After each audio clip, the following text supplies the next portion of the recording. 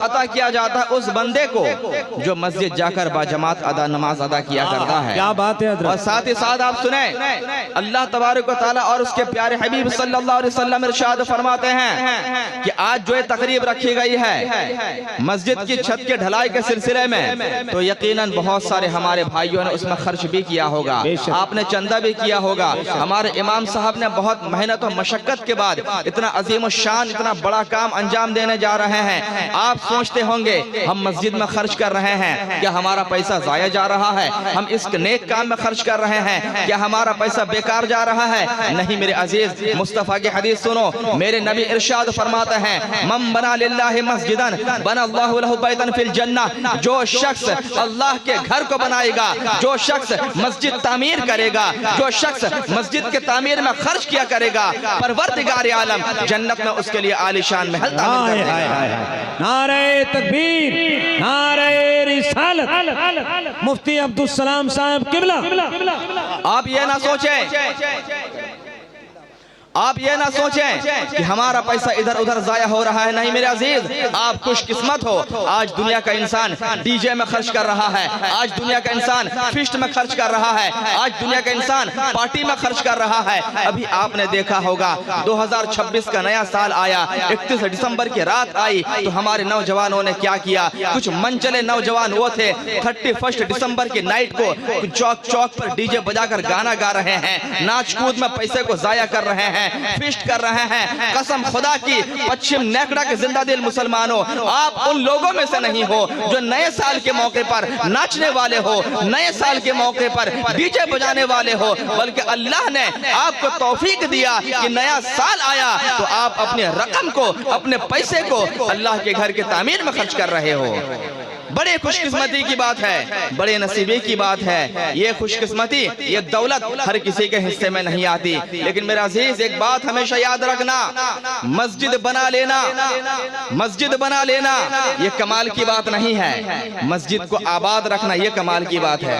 جمال بھائی توجہ دیں، جمال بھائی، مسجد بنا لینا یہ کمال کی بات نہیں ہے، مسجد کو آباد کرنا یہ کمال کی بات ہے۔ کسی شاعر نے بہت پہلے کہا تھا مسجد تو بنا لی شب بھر میں ایمان کے حرارت والوں نے، مسجد تو بنا لی شب بھر میں ایمان کے حرارت والوں نے، برسوں میں نمازی بن نہ سکے دل اپنا پرانا پا۔ کیا کہنے، آپ نے خرچ کیا 10 لاکھ کی مسجد، 20 لاکھ کی مسجد، 50 لاکھ کی مسجد بن گئی، اور جب نماز کی باری آئی امام صاحب کو رکھ دیا گیا، مؤذن کو رکھ دیا گیا، اب ان کی ذمہ داری ہے، وہ لوگ نماز پڑھ رہے ہیں نا، پورے گاؤں والوں کی طرف سے ہو جائے گی۔ لوگ یہی سوچتے ہیں، نہیں میرے عزیز، ایک ایک بندہ خدا پر اللہ نے نماز کو فرض کیا ہے، اور جماعت کے ساتھ نماز پڑھنا ہر بندہ مومن پر واجب قرار دیا گیا ہے۔ آپ کتاب اٹھا کر دیکھیں، ایک وقت کی با جماعت نماز اگر کوئی مسلمان چھوڑتا ہے وہ شخص گناہ کبیرہ کا مرتکب پھانسی کے مورن ہو جائے گا۔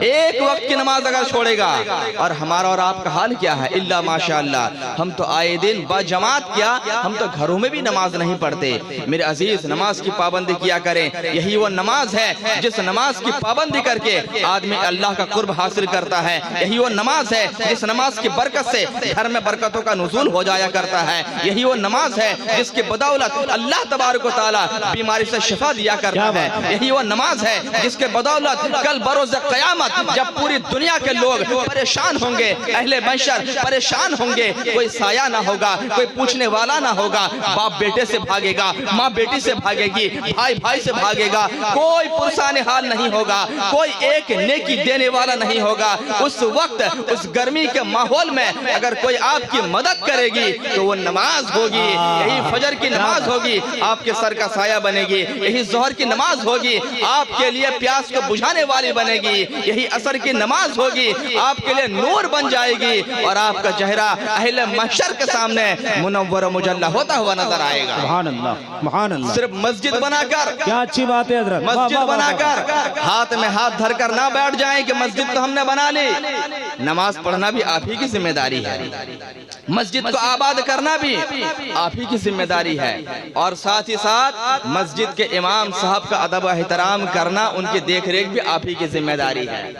مسجد تو آپ نے بنا لی، لیکن ساتھ ہی ساتھ ایک ذمہ دار امام، ایک پڑھا لکھا امام کا تعین ہونا بہت ہی ضروری ہے۔ آج یہ بہت بڑا عالمیہ ہے ہمارے درمیان، بہت بڑا عالمیہ ہے.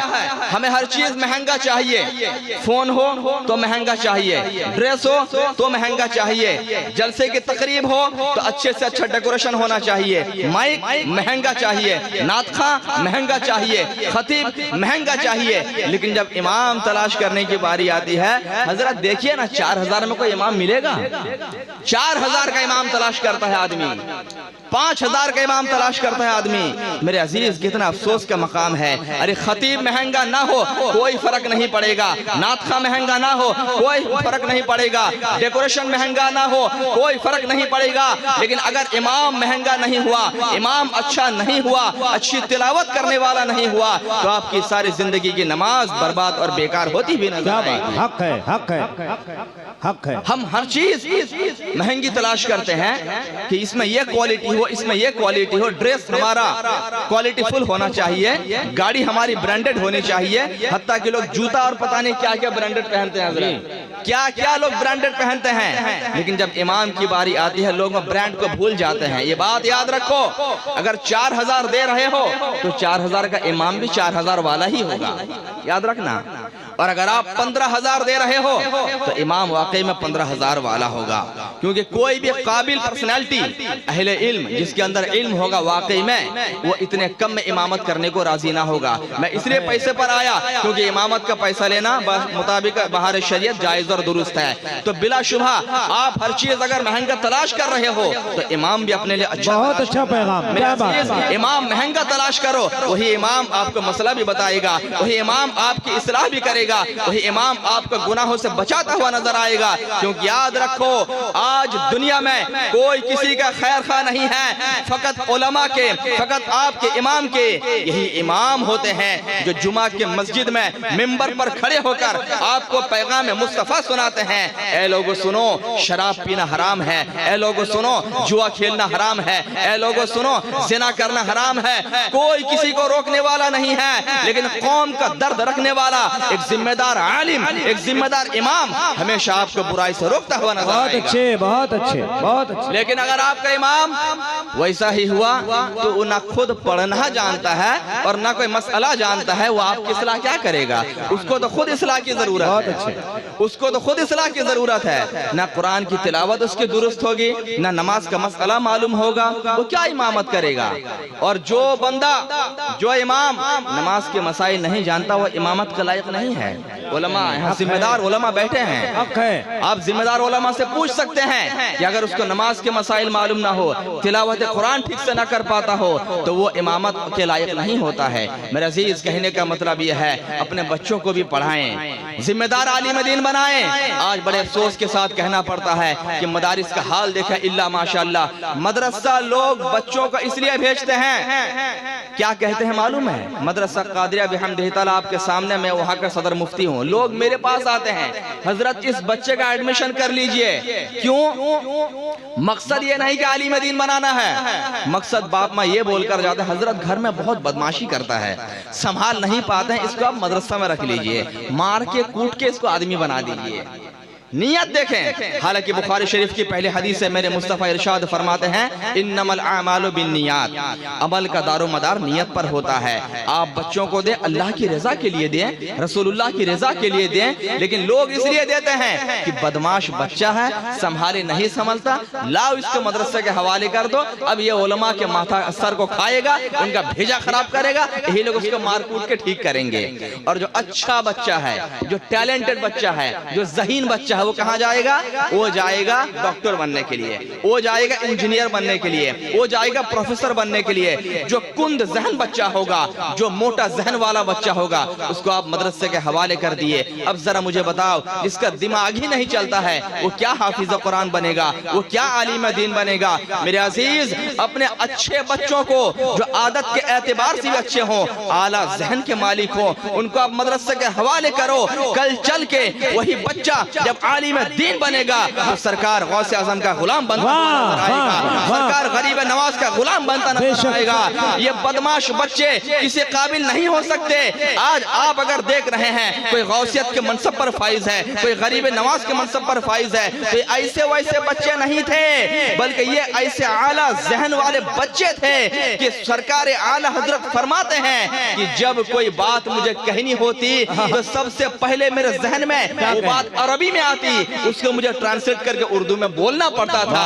اتنا اعلیٰ ذہن میرے سرکار اعلیٰ حضرت کا تھا، سرکار تاج الشریعہ کا تھا، سرکار مجاہد ملت کے ہوا کرتا تھا۔ ماشاءاللہ ماشاءاللہ۔ جب بچے اعلیٰ ذہن کے مالک ہوں گے نا، تب جا کر اتنی بڑی بڑی ہستیاں ہمیں ملیں گی۔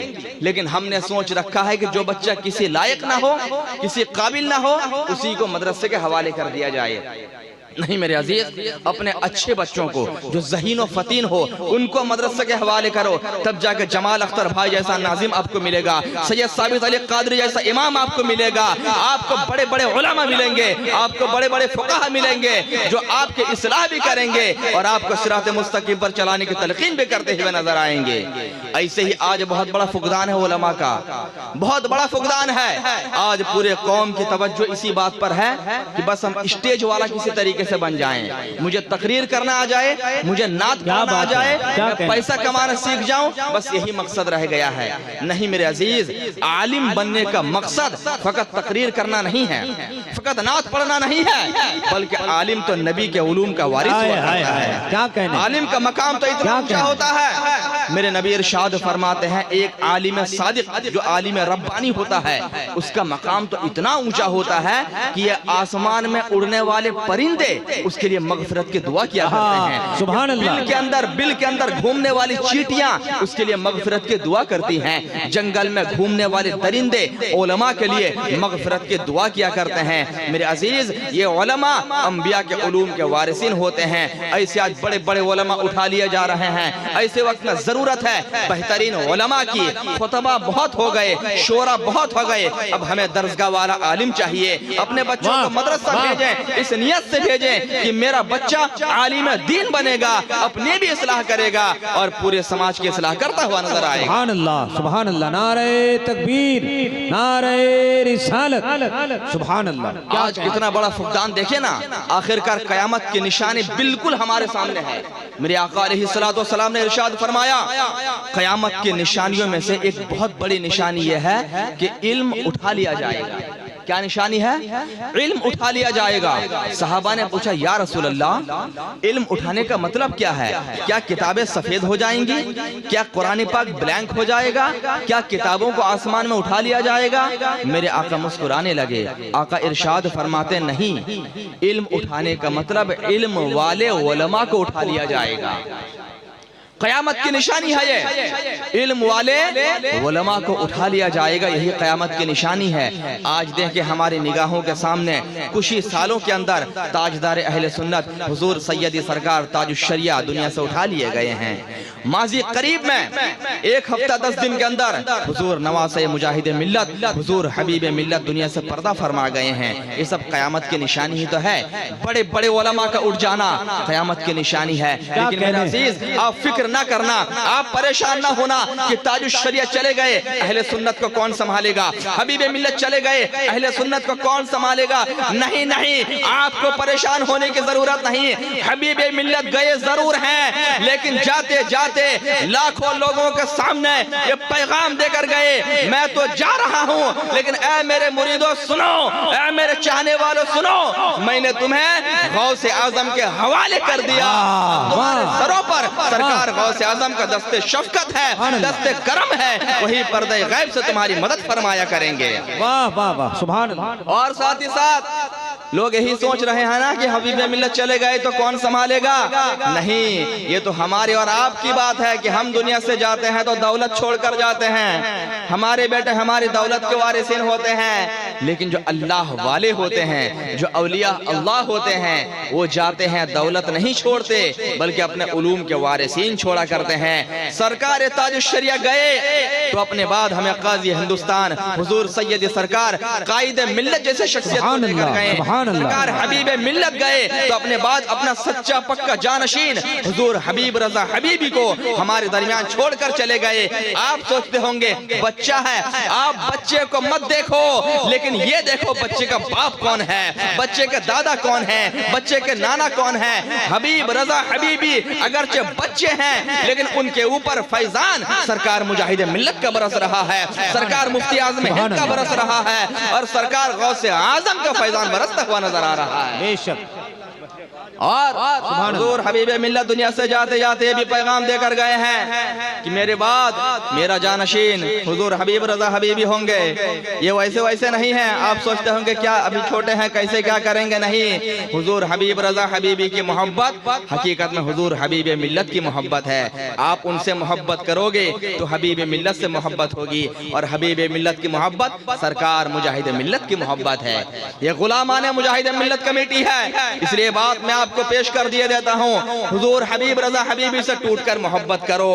آپ یہ نہ سوچو کہ ان کی محبت ہے، بلکہ حبیب رضا حبیبی جو شہزادہ حبیب ملت ہیں، ان کی محبت حقیقت میں حبیب ملت کی محبت ہے۔ حبیب ملت کوئی ایسی شخصیت نہیں تھے، سید زادے تھے، اولاد غوث اعظم تھے، اولاد حسن حسین تھے، اولاد علی تھے۔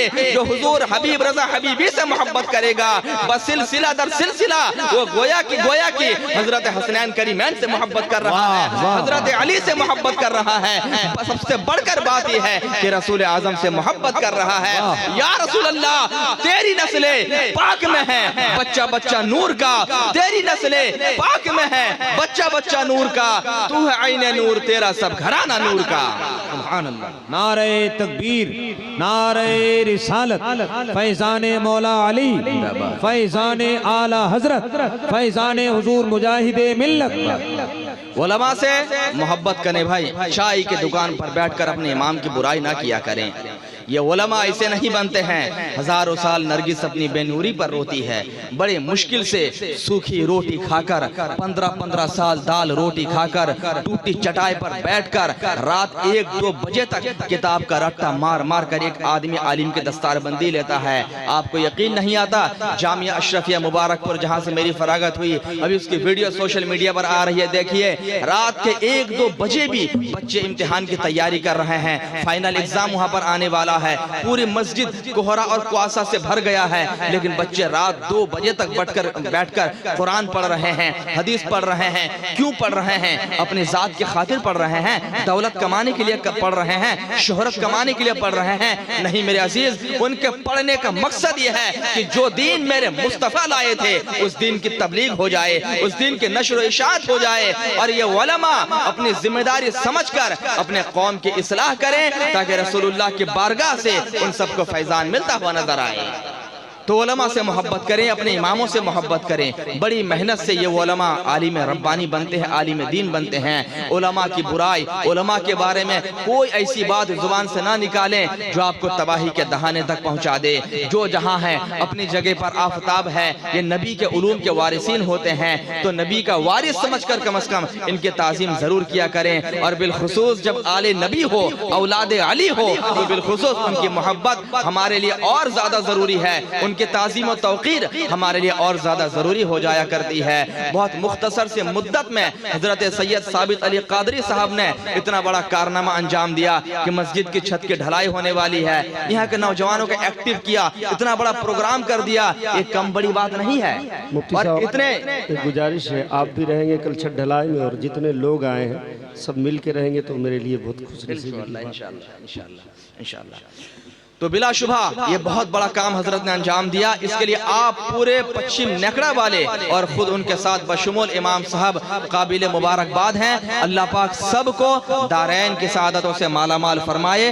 پھر حدیث پاک کا ٹکڑا میں ایک بار اور عرض کرنا چاہوں گا، آقا ارشاد فرماتے ہیں، من بنا للہ مسجدن بنا اللہ لہ بیتن فی الجنہ، جو شخص مسجد میں کچھ بھی خرچ کرے گا، اللہ کے گھر کی تعمیر کرے گا، اللہ پاک جنت میں اس کے لیے گھر بنا دیا کرے گا۔ گا آپ لوگ اس چھت کی ڈھلائی میں بڑھ چڑھ کر حصہ لیں.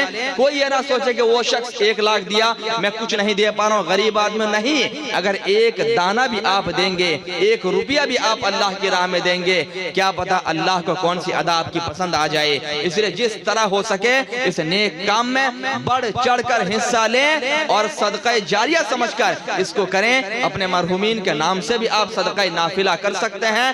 جب تک مسجد رہی, لوگ نماز پڑھتے رہیں, تب تک آپ کے مرحوم کا ثواب ملتا ہوا نظر آئے گا انشاءاللہ. یہ لوگ تیجا 40واں برسی میں صرف کھانا ہی کھلانا جانتے ہیں. تیجا 40واں میں صرف کھانا ہی کھلانا جانتے ہیں. کھانا کھلانے میں اتنا ثواب نہیں ہے جتنا ثواب صدقہ جاریہ میں ہے. کیونکہ میرے مصطفیٰ نے ارشاد فرمایا انسان مر جاتا ہے, سارے اعمال منقطع ہو جاتے ہیں سوائے 3 عمل کے. تو آپ ان 3 عمل میں سے ایک اہم عمل ہے صدقۃ جاریۃ, صدقہ جاریہ ہے. اور صدقہ جاریہ کا سب سے بہترین آپشن مسجد کی تعمیر میں حصہ لینا ہے. آپ بڑھ چڑھ کے اس نیک کام میں حصہ لیں. اللہ پاک آپ سبوں کو سلامت رکھے. بیان کے درمیان عمدن قصدن کسی قسم کی غلطی اگر ہو گئی ہے, اللہ پاک اپنے کرم سے معاف عطا فرمائے اور آپ سب کے اس پروگرام کو اللہ پاک اپنی بارگاہ میں قبول فرما لے. وآخر دعوانا الحمدللہ رب العالمین.